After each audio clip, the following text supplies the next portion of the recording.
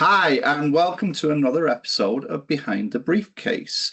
Behind the Briefcase is one of those podcasts that's easy listening.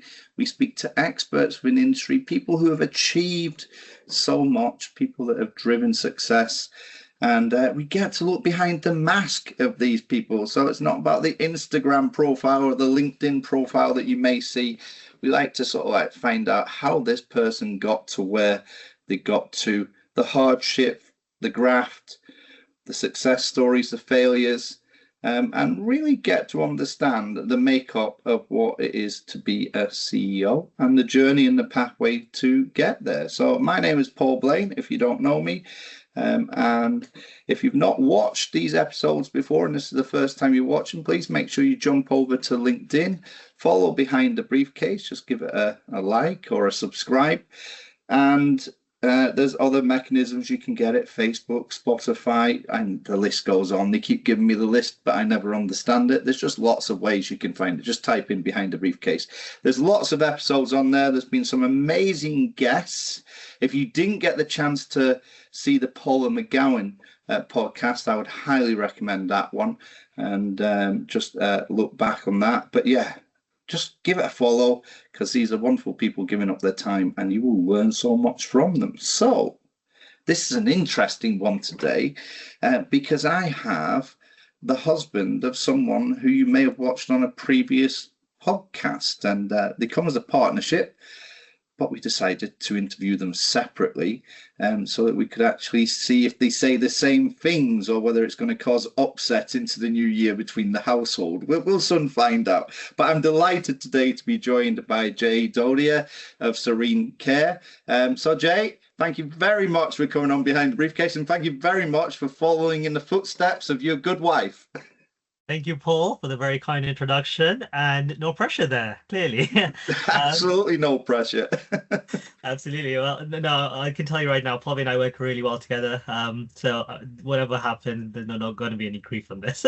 We'll put the disclaimer out there straight away.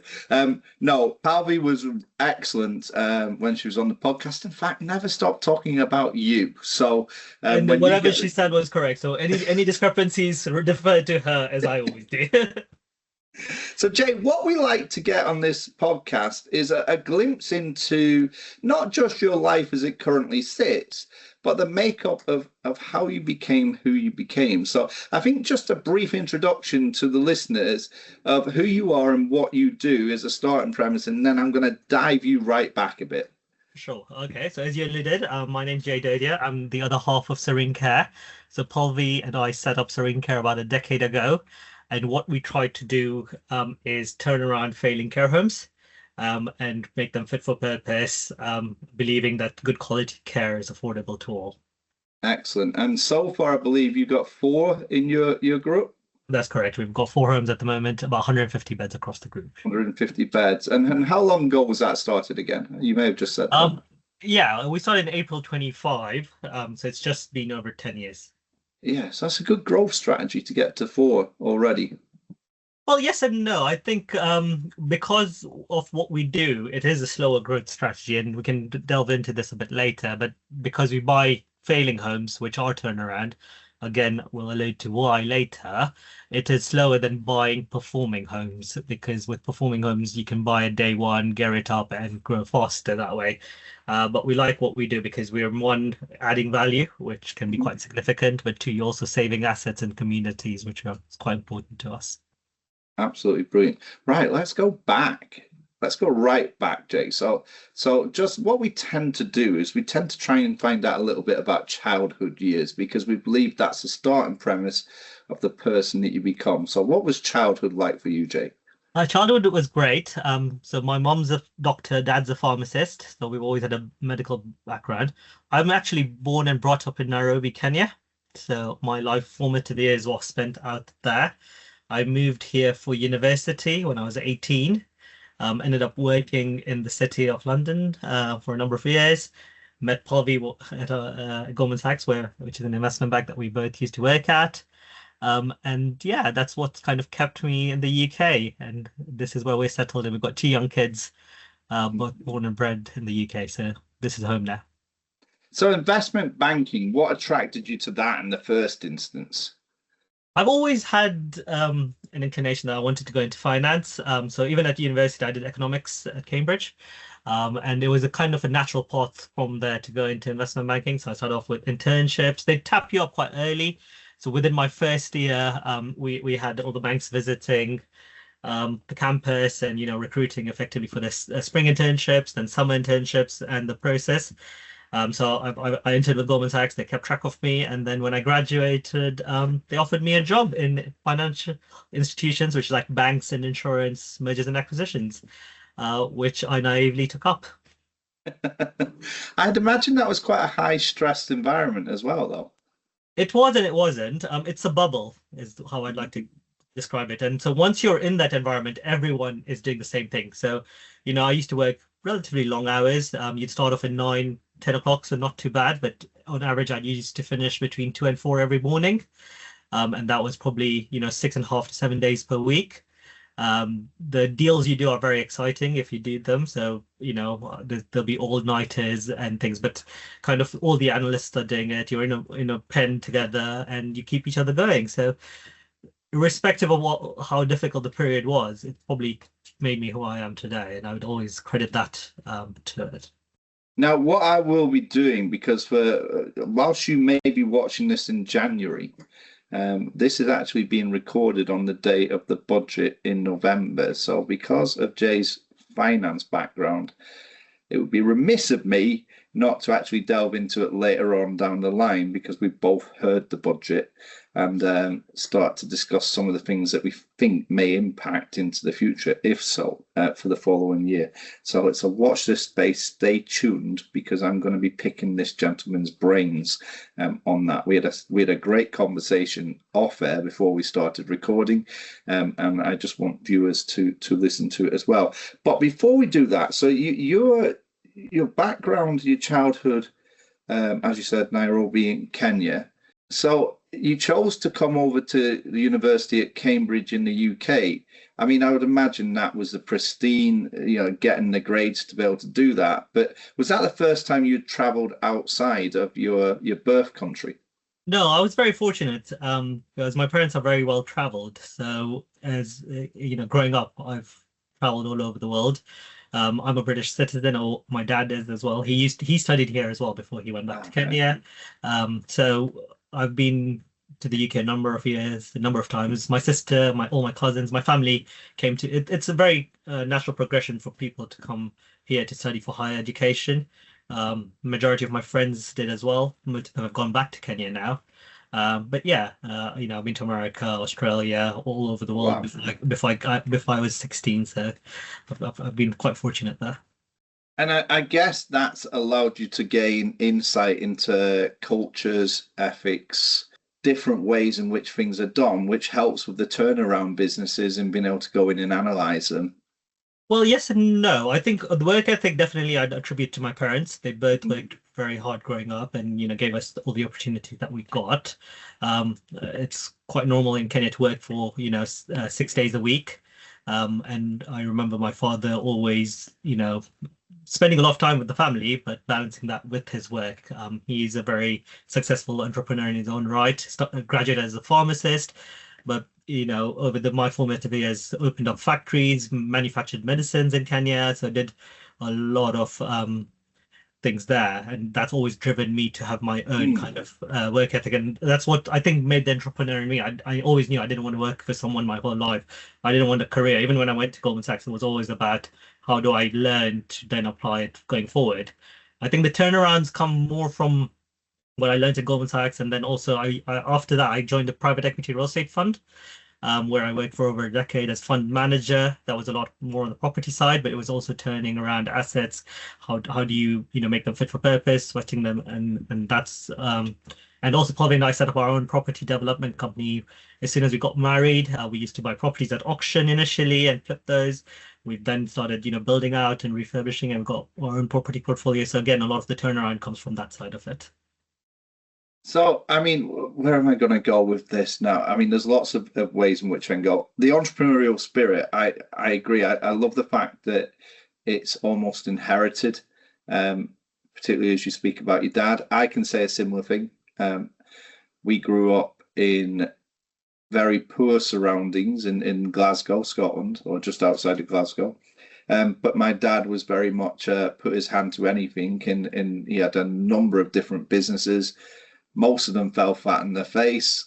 Some of them done really well, and he lifted us out of that arena. And I think that was a starting point to actually, for us as children, to look at that and be inspired to go on and do it. But he had a saying that he used to always say to me, and that was always work for yourself, because you can make your own decisions. And that's something that stuck with me and helped me in my entrepreneurial spirit, if you like. Right. I have to address this. So when we spoke to Palvi, Yeah. she mentioned about how you both worked in the same financial institution, but you worked in different departments.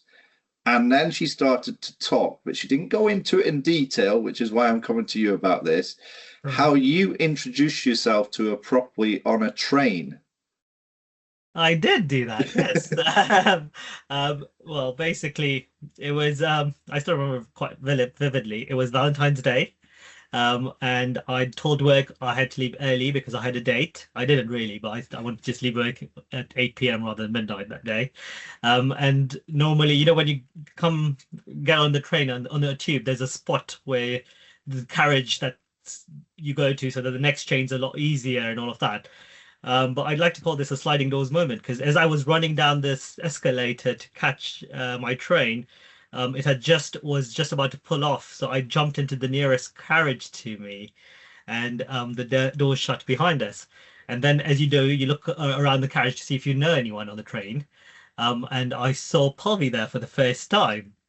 And, you know, our eyes briefly met where you kind of lock eyes. So I could have looked away, or I could have, you know, approached her and gone up to her. And then I thought, okay, it's Valentine's Day. She's standing on the train. Maybe I should go and say hello. And as I walked up to her, I saw that she had her badge hanging from her lapel. And it said Goldman Sachs on it. And I was like, yeah, this is going to be a lot easier, because I'll just be like, I've seen you at work, right? And then as I walked up to it, I could read what's on the badge, and her name, it was Palvi Vinda at the time. And that's quite an unusual surname. So I was like, okay, because that about 2 weeks ago, prior to that, one of my friends had tried to set me up with a Palvi Vinda who worked at Goldman Sachs. So I was like, oh, this is going to be even easier to say hello to. So I walked up to her and I went to her, hi, you're Palvi, right? And she turned around to me and said, yes, you're Jay, right? And that was it. That's the first time we met. Wow. And then it carried on from there. So yes. And so we were friends for a number of years after that. Okay. So it started off as friendship, really. It did, yeah. So we were friends for a couple of years, and then we started dating after that, yeah.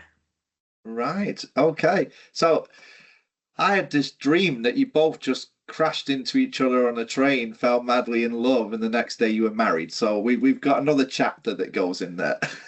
Yeah, no, I think it was definitely attraction at first sight, but also then as we got to know each other, you know, we used to have something called an MSN Messenger internally at the time, back in the day when you didn't have WhatsApp and everything else, or Slack, or whatever it's called today.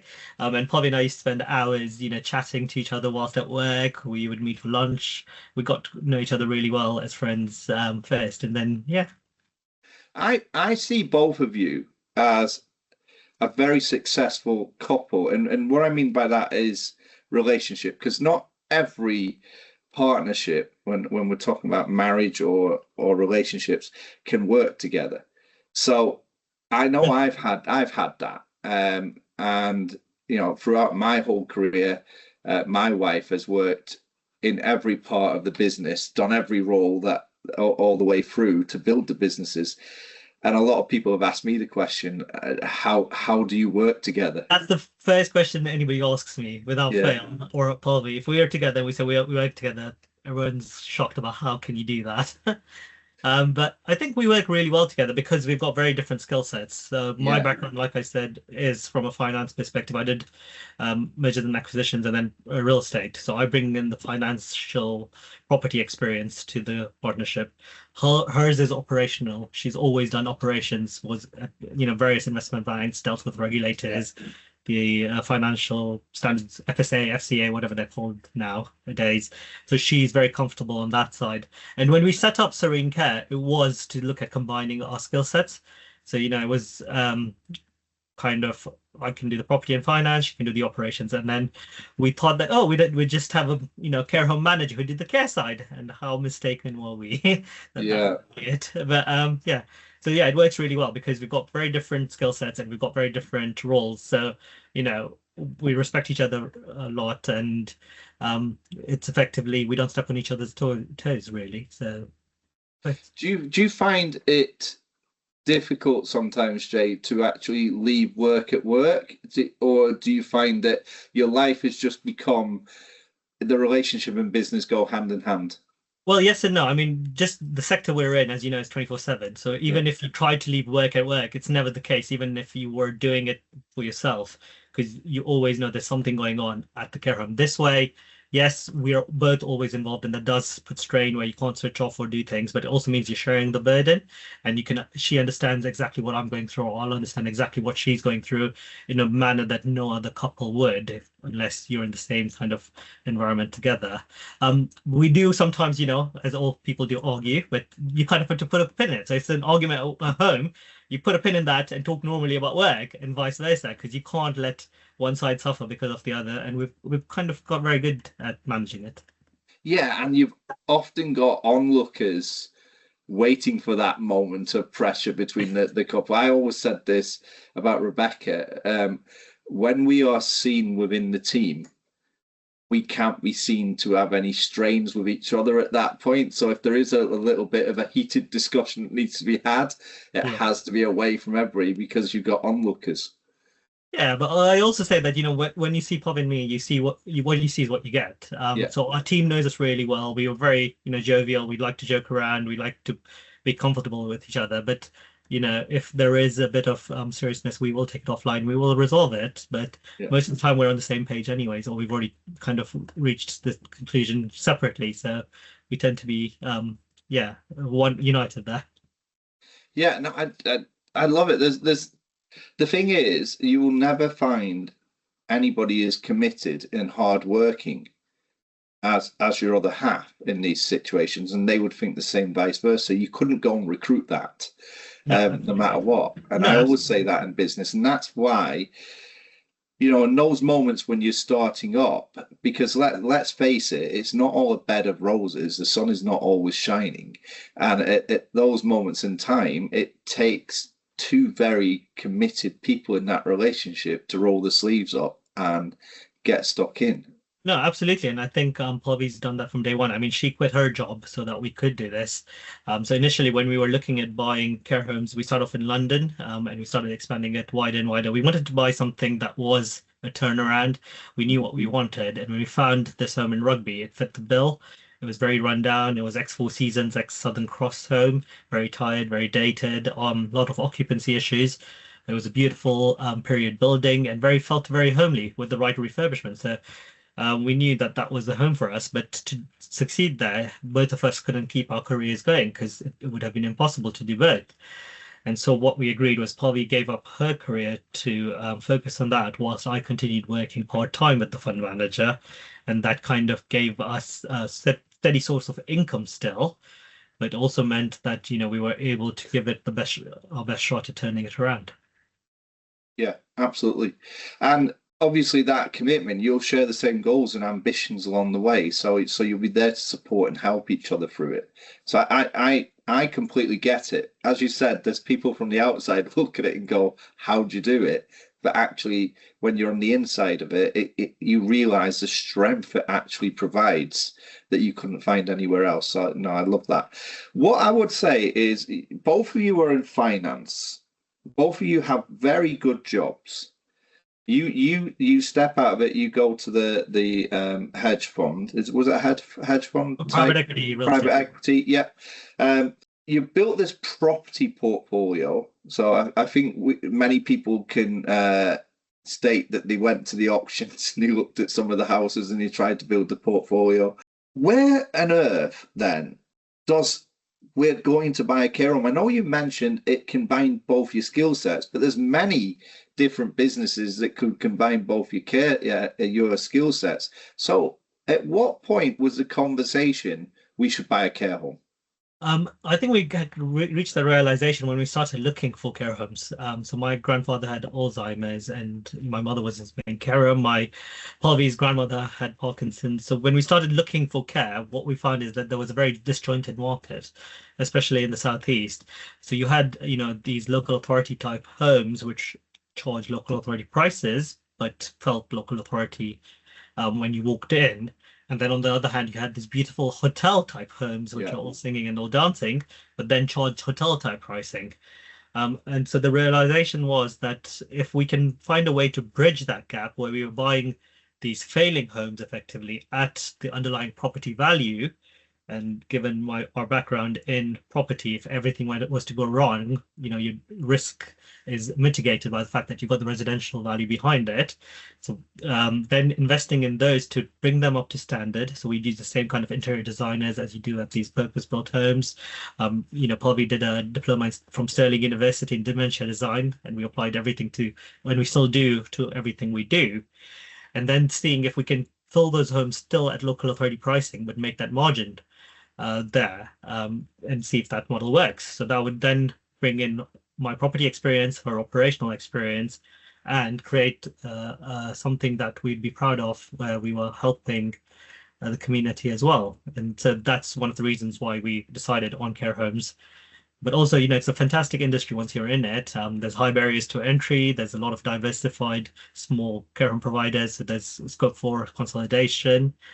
And it's asset backed, which is very important to us, because we're putting our own money into this. When you're buying it, we didn't have external funding. It was all our own cash. And it's only after we turned it around that we could refinance it. Now, Jay, one thing that I remember well about you and Palvi is going back to those early days. You both put yourself out and about. So in other words, you tried to make as many connections as you possibly could. You reached out to different people. I remember the first Zoom call that myself, you and Palvi had, following on from an episode of the Health and Social Care Club. And Yes. It was just to sort of like find out about each other. How important was it for you to actually get to know the insiders in the industry, get to know different people and take ideas from those people or bounce ideas off them? I think it was actually a revelation, because what we found is that rather than being part of this massive unknown group, everybody was very kind, everybody was very welcoming, and we were able to build out a peer network, such as with yourselves, but also have some mentors, have people who've done it before advising us, and be able to provide that to new people coming into the industry. It was very different pre-COVID, I think. I think COVID made a big difference to this, and I still remember, Clubhouse joining that, and it being the highlight of the week when we used to speak to you guys, and you guys are fantastic there. But honestly, Palvi really blossomed out of it. I think the first time she spoke publicly was on Clubhouse. She was very nervous, and now she speaks everywhere, and she's fantastic. But she literally drove that for us, and it meant that we've now got this amazing peer network of people who are working collaboratively rather than competing with each other. And that's what I think COVID's changed, actually. And also, virtual networking. I mean, it's hard for us to go everywhere and be at every event, as you know, but knowing, we can do it virtually, meeting on Teams and then meeting in real life, and it just strengthens those bonds. Yeah, absolutely. I think it's a key message to people. I certainly done it, and that was, you have to take yourself out of the comfort zone and introduce yourself to people or speak.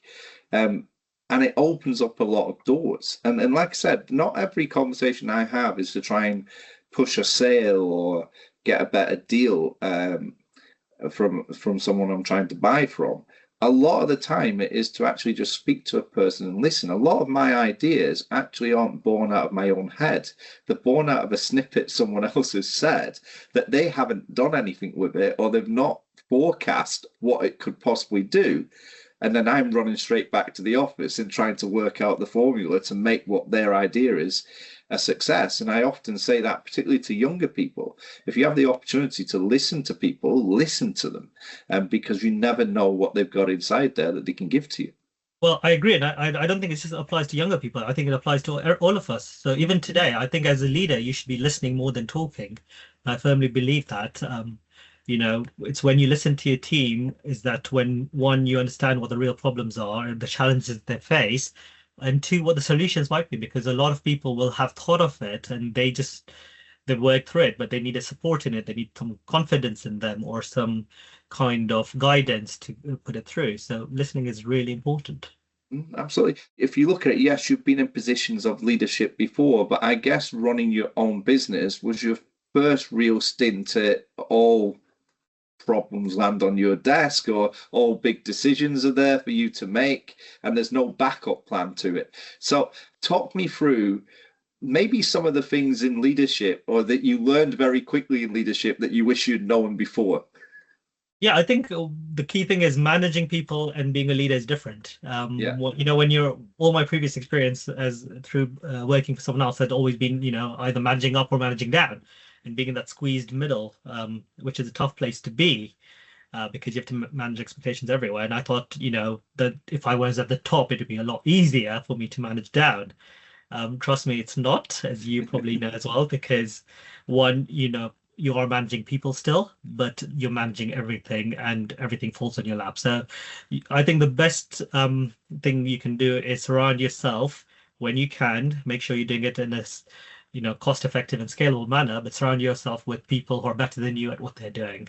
Yes. Because if you do that, that will make life a lot easier for you as a leader to do, because then you're not really just managing the people there, you're giving them the autonomy and the authority to manage themselves, and then you're giving yourself oversight and breathing space to look at what everyone's doing.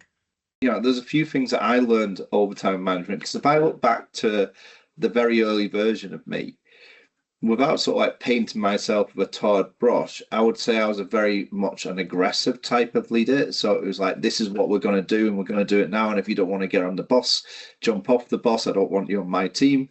And it was like there was no stopping it. Now, I could look at myself back at that moment in time and say, that wasn't the best style, but actually at that moment in time, that's what engineered a lot of the successes within the business.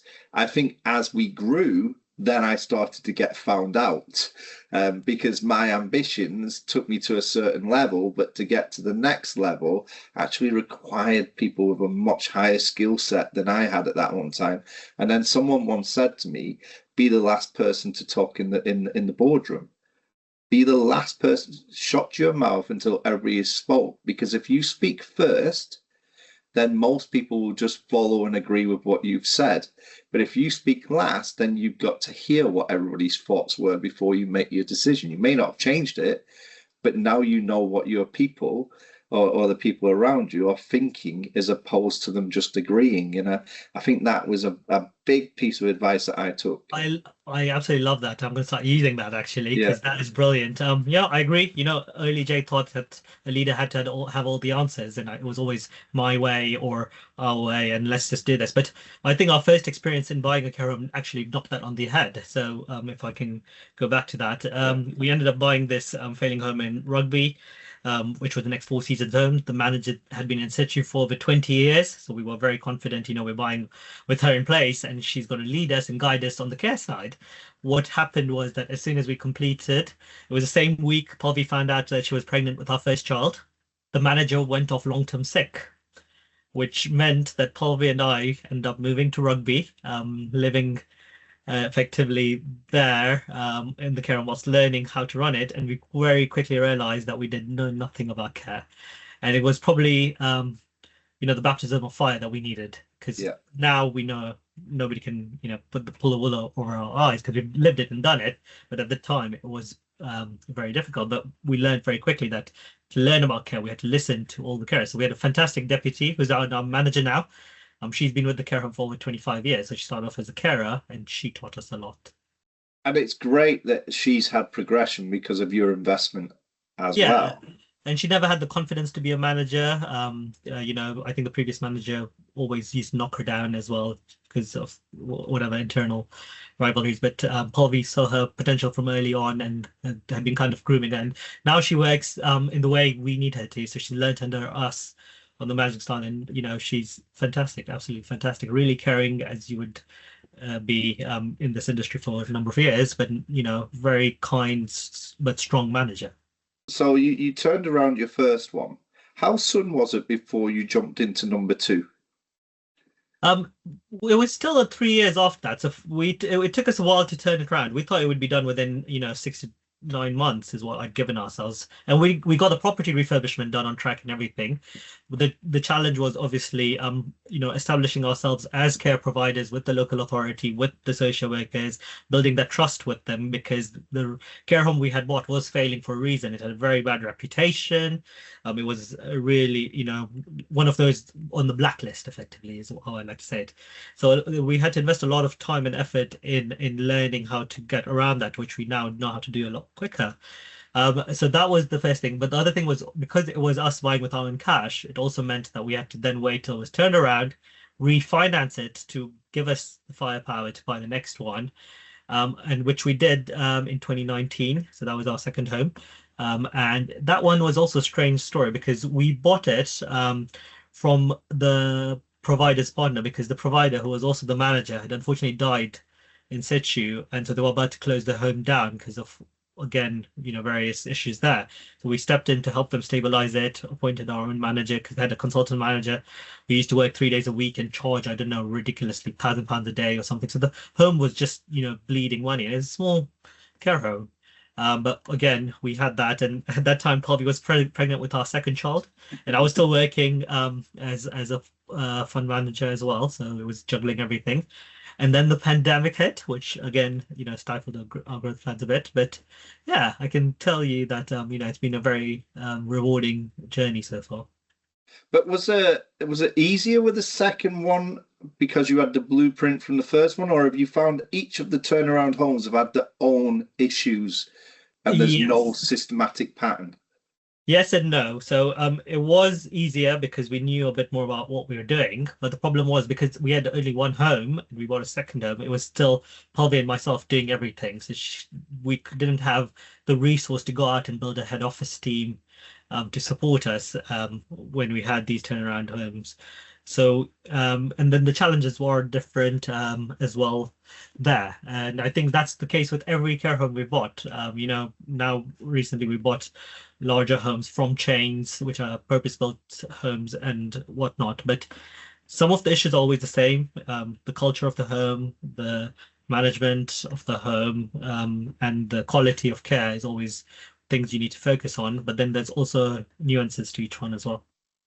Culture. I just want to touch on that point, because often when I go into a home that is failing in certain areas, a lot of the time, the first thing you have to address is a culture. I mean, we can all put investment into changing the wallpaper and putting new curtains up and changing beds, etc., like that. But if you don't address the culture within the home, then everything else just becomes a mirror image of the staff. And I've always said this: you could be someone, and where would you rather live? Would you rather live in a care home that didn't have the chandelier hanging from the ceiling but had amazing staff, or the care home that had the chandelier hanging from the ceiling but didn't have amazing staff? You'd pick the amazing staff every day of the week. Absolutely. So that culture side of it is important. Give me some tips in terms of some of the things you've done to sort of like try and change cultures within a setting. Is it a belief thing that you find? I think the culture of the home is quite ingrained to the culture of the organization that you buy from. And unfortunately, because we buy, again, turnarounds, we've always found that there are issues with the culture when we go in. Someone said to me something that stuck with me, is that the culture is probably the thing you're willing to tolerate when you can walk into a home. And what we used to see is there was bad care practices, there was people were unhappy, and that kind of permeates through the home. If your staff are not smiling, they're not welcoming, they're not talking to visitors, you can feel that as I'm sure every one of us, as soon as we walk into a care home, can tell very quickly from the atmosphere in that home whether it's a nice home or not. So it's very, very hard to change culture, as you know. A lot of the time, there's a lot of investment. So what we'll do is when we buy a care home, we'll go and meet each staff member personally, and tell them what our values are, what our beliefs are, what we want to achieve. Well, we have to deliver on that as well. We have to say, if we're going to be doing these investments, then we have to show them. We also give everybody a chance. We say it's a clean slate because, no matter what the previous manager or the manager used to think of the staff member, you don't know them until you've worked with them. So we do go therein. But what we used to tend to find is that a lot of the time it's actually the manager or someone higher up who's leading the culture there. And so if you have to replace them, it tends to change. And what we've said is no one is indispensable. You have to be very clear about that. At the end of the day, we're here for one thing only, and that's to take care of our residents. So if they're not on the same page, then they can go. I tend to find, I agree with everything you've just said there. I tend to find when I see it, it can be, it could be a multitude of things, but when we're talking about management, it tends to sit on two tables. One is you can go into a service that's just had manager after manager after manager. So the manager will last 6 months and walk out.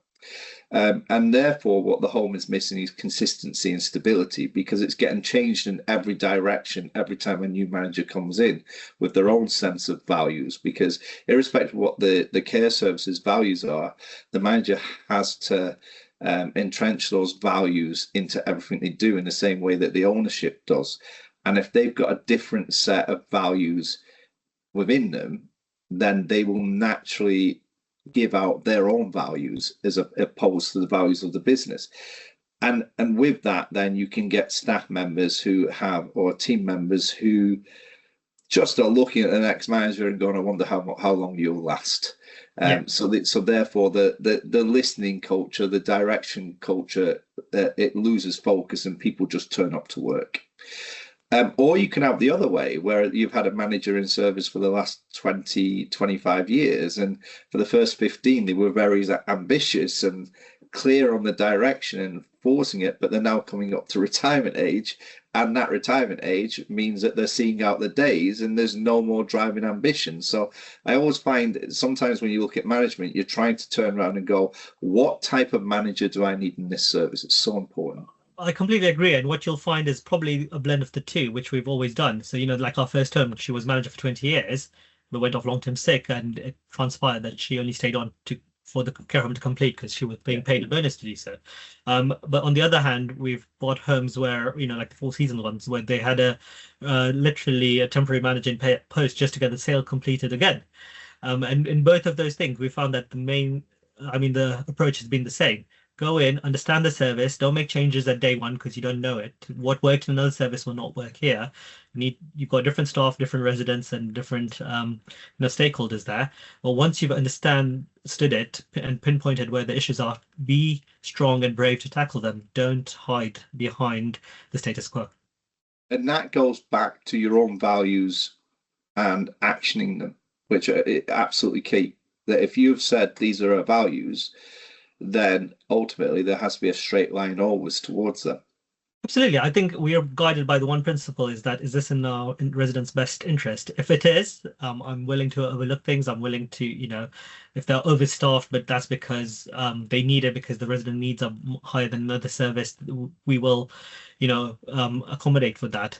But if it's detrimental to our resident, and because, that atmosphere is really poor, the staff are not there to really, they're coming in just to get a paycheck, we're not really working, things like that, then we have to address it. And I think it's very important that if you're guided by that principle, that everything's in the resident's best interest, you'll do well. And the thing is as well, Jay, when you're tackling homes where the culture will be difficult, change will be difficult to actually embed. And irrespective if you turn up with the fancy car and the checkbook and say we're going to invest in this, this, and that, it's very difficult to get people to believe you until they actually see it. And also, if you're asking people to change who they are, that's even more difficult, particularly if they've been that way for such time. And I remember speaking to Palvi at one point, it may have been last year, where I think it was the first time in her life she had felt almost intimidated and bullied by certain instances. And that must have been difficult for you as a husband at that time as well. Take away the business relationship, but as a husband, to actually watch her, someone who's so positive all the time in her outlook, actually start to feel the pressure of other people. Absolutely, but I think that's when, our network really helped. So, knowing we had friends who had gone through the same things, because every care provider has gone through that journey where, they've been targeted. There have been instances where we feel like nothing we do is good enough. But speaking to other providers, speaking to people like yourself, Paul, really helped us give that support. And then it was just, I think it was a journey because your confidence does get knocked and you feel like you're not good enough. But then when you come out of it and you realize that, when the people who've targeted you come out and say, actually, you're right, we apologize, we shouldn't have done that because it wasn't you. We can see that now. It was unfounded, complaints being made or whatever it was. It gives you your confidence back. And it's, I think, part and parcel of the journey we've been through, unfortunately. And I think everyone in that as well, Jay, that it's all built resilience for the future as well. Absolutely. And that resilience you will naturally pass down to your own children. Well, we're trying. We look at them, and that's a good conversation Paul and I have constantly saying, I don't know if they're resilient because we love them and they're really happy-go-lucky. And I mean, my daughter's nearly 10 now, and I think that you are such a nice little. I just want to keep you cotton-wooled in a way, but in a way, I need you to be more resilient as well because life is going to throw things at you that you need to be able to handle. And it will. I thought I'd raised, and they'll hate me for saying this, but I thought I'd raised some very privileged, spoilt children myself. And I kind of looked at them growing up thinking, I've literally destroyed their life because when they hit the big wide world, they're in for a huge shock. And literally, I look at it and go, I worked my ass off to give you so much more than what I had as a child. But with that, you probably got things handed to you on a plate too easy. So if I take my son, for example, who I'm sure may watch this, for years and years and years, I was the most boringest person on the face of the planet to him. He would never want to do the job that I done. Who would? And literally, I felt that every time I spoke, his ears closed over, his brain switched to a different frequency, and off he went. And now he's 21 years old and he heads up the sales department of my company. And I'm watching a younger version of me unfold and I'm wondering where he got all that from. So there is no doubt that whilst on the face of things, they may not give you the impression that they're listening, subconsciously, they're taking in every action of you all the time. Absolutely. And I then reflect on my childhood because I think, I was quite privileged as well. I grew up with a very caring family who gave me everything I needed. But that doesn't mean that I've taken everything with a silver spoon. I've had to, go out and work for what Palvi and I have done as well. So in a way, I agree with what you're saying. I've taken the work ethic and I've taken the resilience my parents had, and it's in me. So I'm sure, or I can only hope that we can pass it on as well. It will pass down. I've no doubt. I think as a father, to see your kids want to come into the business and excel within the business, it kind of is the first time ever in your life you have that moment of, I know why I've done all this. I can see it being passed. Absolutely. I mean, Annika's already working in it. She does all the posters for the care homes. She's very good at creativity. She starts earning her pocket money through that. And, we can see that if we do continue growing this chain, I would want her to go find her own way in the world, get a bit of experience like we did. But if there is an opportunity for her to come back, she'd be amazing at it. I think that's it. If they want to do it, I think that's the key bit. So with my daughter, all her life is spent boxing. So I can see her life going into either professional boxing or into coaching in some way. I don't see it coming into the business, but my job will be to financially be able to support her in that journey too. With Aaron, he just believes he should have been part of the Wolf of Wall Street culture. That's kind of his mentality. So I think that's his ambitions Which in life. But as long as he doesn't go to jail, we're all right. We're doing well. But in terms of it is wonderful to see that coming along, and it kind of takes back to your own childhood again, as you've just mentioned, and realize that, yeah, I butted heads with my dad so many times, particularly in the later years before his death. But ultimately, he left me with some real good groundings in there, and that work ethic was one of them, because he worked stupidly right up into an old age. And I'm not sort of like saying he put himself out there. He just was someone that would never quit. He would never stop. Nothing could beat him. And that's kind of like a mentality that I love the fact that that's rubbed off on me as we've gone by, and hopefully rubs off on the next. And I agree, and I think that's something everybody should kind of take in, because at the end of the day, no matter how bad the situation is, there is a way out. You just need to find it. So persevere through it. We've had lots of setbacks and challenges, but every time you overcome that, you come out stronger. And I think that's what life is. Yeah, and as you said before, when someone turns around and says, "I got it wrong about you," there's a moment of pride in that, isn't there? Like, I told you, Yeah. you know, and it helps you go forward because you've now got case studies and references to say, not everybody believed what I was going to do. Absolutely, it makes you strong. Whatever doesn't kill you will make you stronger. And we're Absolutely. all living here still, so that's something I firmly believe by as well. So in terms of, I mentioned before today, when we've recorded this, it is the day of the budget. Now, I've spoke to many providers over the last year, and there is no doubt about it, the budget that was had at the beginning, or the last budget, if you like, that most of the actions from that came into force in April of this year. It had an impact on the industry, whether it be cost of living, whether it be local authorities not meeting the rise to cover employers' national insurance contributions or minimum wage rises.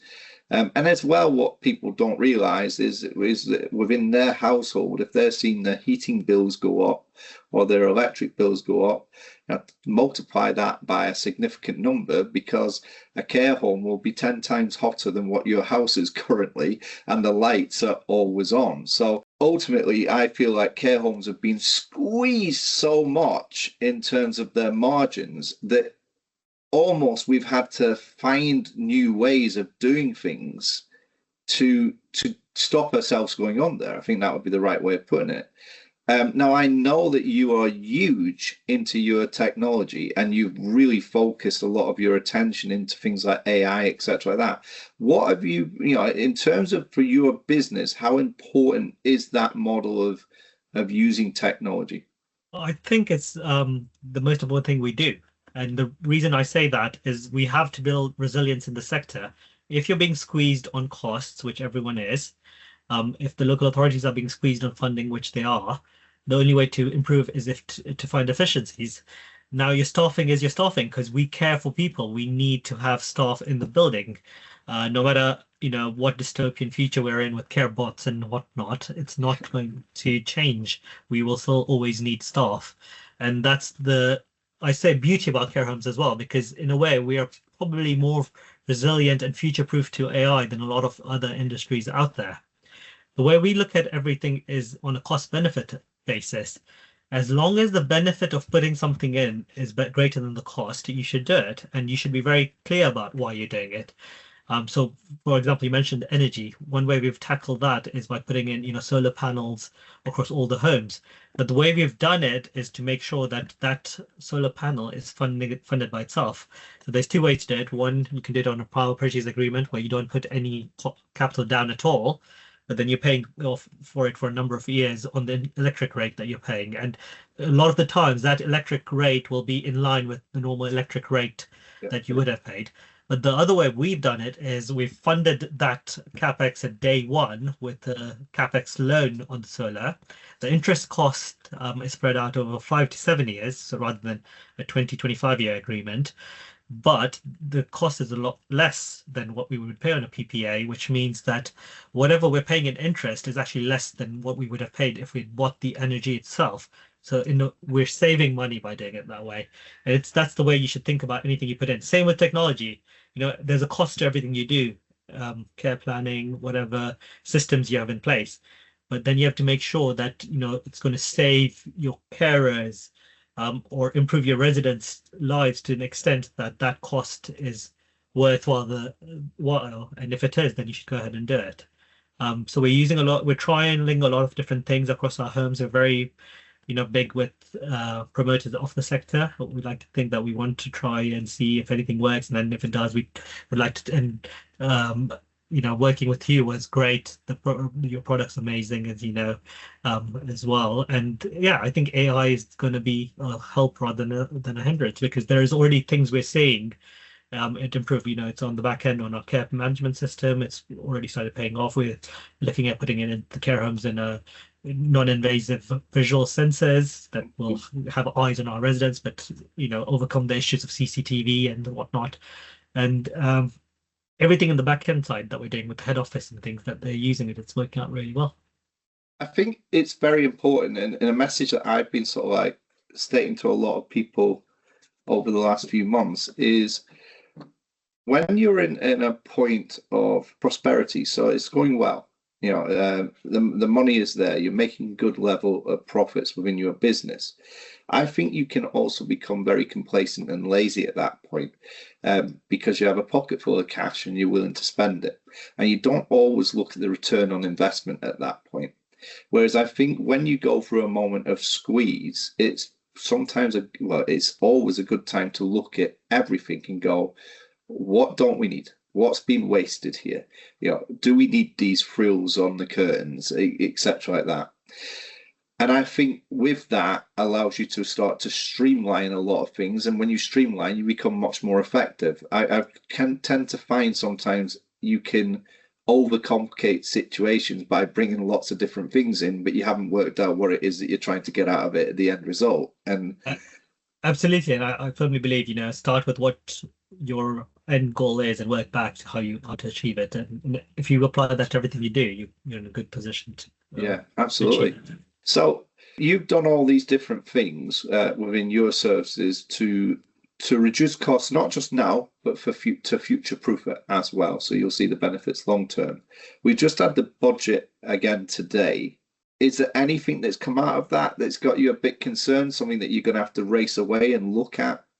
I think there's always concern whenever the budget's announced, but I think this one was leaked so much in advance, and all the flip-flopping, it was just seeing what was true and what was not, rather than having any kind of shocks within it. I agree, the carers and the minimum wages have to reflect the cost of living, and everybody needs to be living there. But what we're seeing is, on one hand, there's a disconnect, because the costs are going up, but then our funding is not matching it. Yeah. And those pressures are there. So what that means is, one, either we start compromising on the care we're giving, or we charge privates even more to subsidize that care. And there's only so much you can do on either of those two fronts, and that squeeze will continue. But apart from that, I think, it's just been broken promise after broken promise. I mean, there was no mention of social care in the budget. No, none at all. And that tells you more than anything else, right? Yeah, I mean, this is the issue I see. So if I take, for example, I'll call them out because it's factual. Anybody could call out any local authority. But if we look at Lancashire last year, I think they gave a 2.1% rise in their fee level. I actually know of some counties that gave 0%. So they gave a 2.1%. If you actually looked at how much your bottom line was going to rise because of the impacts of the budget, it worked out around about 11%. So realistically speaking, you had a shortfall there of 9%. Now, if your company only made 16% profit the year before, you're trying to survive another year with a 7% margin that, in fairness, could go immediately if the boiler broke, so because you haven't budgeted for those sort of things. So it became very, very difficult. Therefore, people raised the prices, as you said, on the privates. Third-party top-up fees became an absolute must within a lot of services if they were able to do it. But I just concern myself with the rises again coming, although they don't seem to be as huge an impact, that if the councils only gave another 2% increase, but it was another 8% on top. That's it. You're in deficit at that point. You're in serious trouble.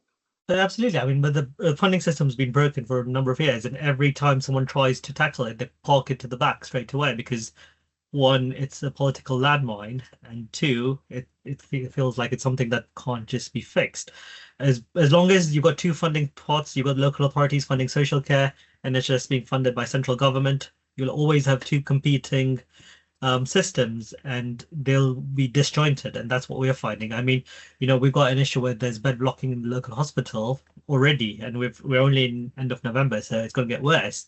But they're not able to discharge into care homes because one, the local policy is to send everyone home, which is fine if you can safely do so. But as we alluded, there are certain instances where one, that it's not safe to send a resident home, or two, there's a point whereby the home's being refurbished or it needs to be made fit for purpose or anything, so they're blocking their bed in the time, and it's costing the NHS or us as taxpayers a lot of money. But because as soon as the resident moves into a care home, that funding shifts to the local authority, they will then be hesitant to accommodate that, because then we can understand why.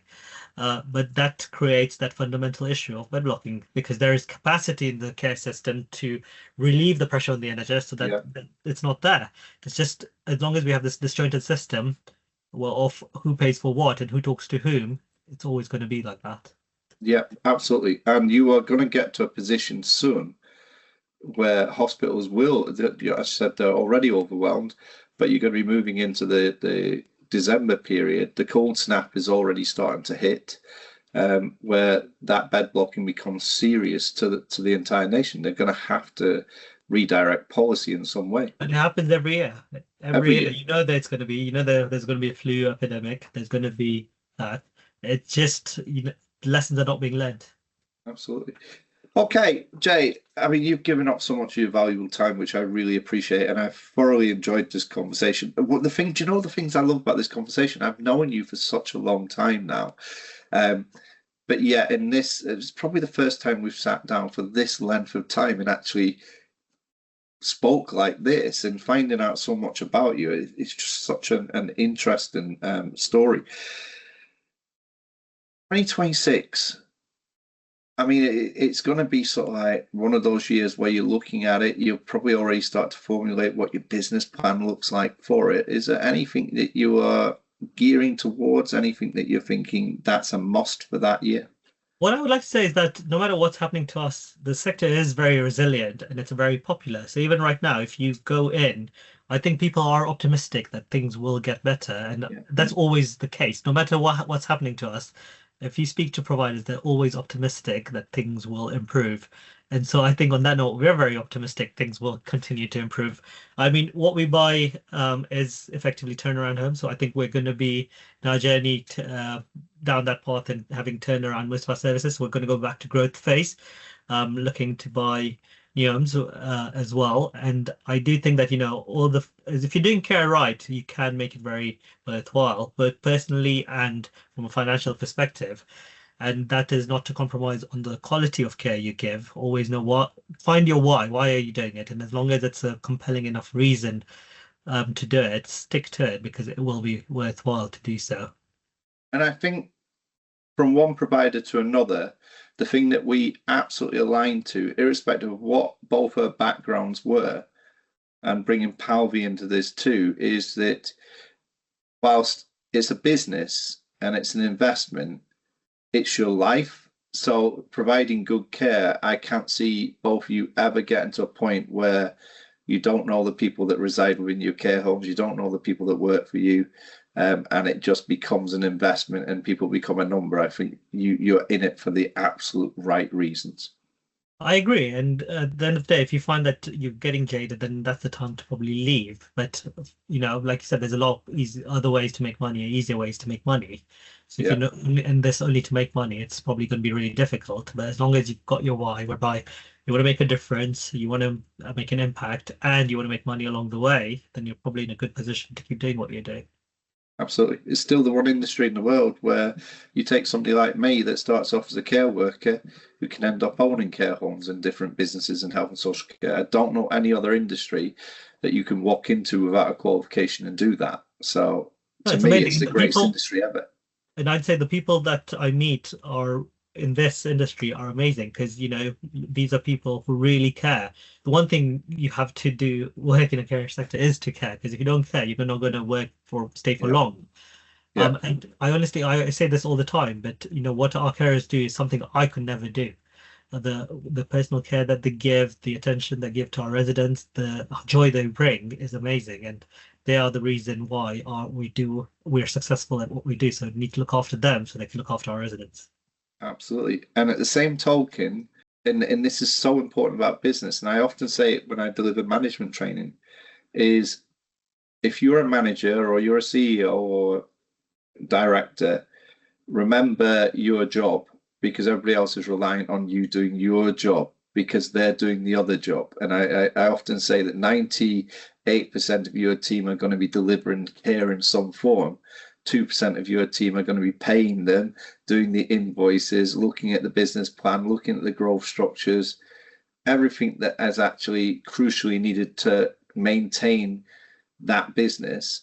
So make sure you do your job on behalf of them because they're relying on it. And it's so important to actually understand that if you go do their job, who's doing your job?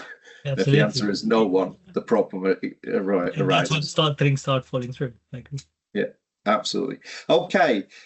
Before we wrap this up, always ask the same question. So if you could leave one piece of advice, lesson, or reminder for anyone listening, whether they're building a business, leading a team, or just figuring life out, what would it be? What's a valuable lesson that Jay wants to leave to all the listeners? I think it's something I alluded to, but find out your why. Why are you doing what you're doing, and hold on to that, because no matter when things get tough, you need to be guided by your why, because things will get tough. No, Yeah. no, and everything you do, there will be ups and downs. As long as you know why you're doing what you're doing and it's worthwhile to you, you will get through it. Do you know, Jay, that takes me back to the absolute reason why I started this podcast. And not a lot of people will know this story.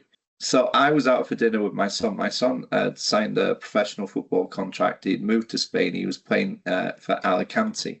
And one day he just decided he didn't want to play football anymore. So, and he was only about, I think he would have been 18, 19 at the time. So very young, played football since 5 years old. And I went out for dinner with him back in the UK, and I said to him, "Okay, mate, it was your decision to make. You've ruined my pension plan, but it was your decision to make. What is it that you want to be?" And he said, "I want to be an entrepreneur." And I said, "Okay, great." I said, "In what?" And he went, "I don't know yet. I'm just going to be an entrepreneur." And I said, "That's brilliant, but in what field?" And he went, "No, I'm just going to be an entrepreneur." And I went, "Yes, but you have to be an entrepreneur in something." He went, "No, you don't." And I'm going, "No." And I'll say to him, I said, "Aaron, you can't just become a business person in nothing. Are you going to be an investor? If you're going to be an investor, where's the money going to come from? Are you going to start things? Where's your passion?" And he turned around to me and he said, "Well, you did it." And I looked at him and went, "What do you mean I did it?" He went, "Well, you built one of the biggest training companies in 5 years," in which it was at the time. And I said, I didn't build one of the biggest training companies in 5 years. He went, "Yeah, yes, you did." I said, "No." I said, "I started that training company 5 years ago." I said, "But the 25 years of experience before that is the only reason it could get started." And it's kind of like saying to him, find what you're passionate about, fall in love with it, the reason why you want to do it, because there's going to come moments where you don't want to get out of bed and something's got to drive you to do it. And it's that why right there. Why are you doing it? Yeah, And once you've figured that out, it'll take a heck of a lot to derail you from it. So absolutely. And I think a lot of people will only see the peak of the mountain, not how hard you've had to climb to reach the top. yeah. Oh, he dismissed the entirety of my life. Yeah, journey saying, but what you've done is amazing, Paul. So I think you should Do you take know credit. what? There's still a lot to come, but at the end of the day, Jay, for me, the reason why I love to give back in this industry is because without this industry, I am I'm nothing. I was a person that tried to be a jockey and didn't do that very well. That's the starting premise. Left school with not much education and then went on to become a teacher. So it's this industry that gave it all. So I will keep trying, and I'll never leave this industry. It'll always be my industry until someone puts me in a care home, at which case I'm going to be a nightmare of a resident, I can promise you.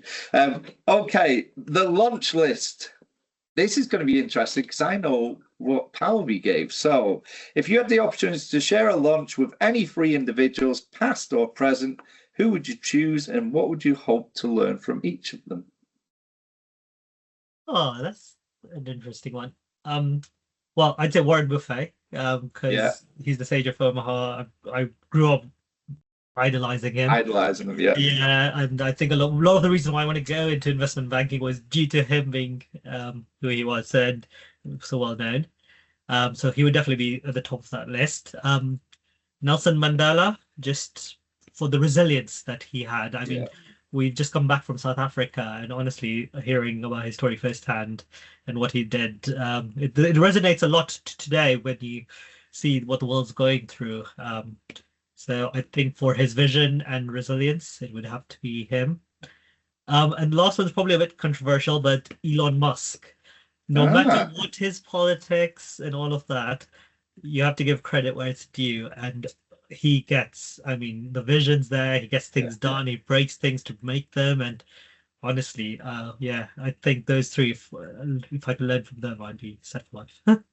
I think those are a great three, and they all identify as different people, which are the makeup of you.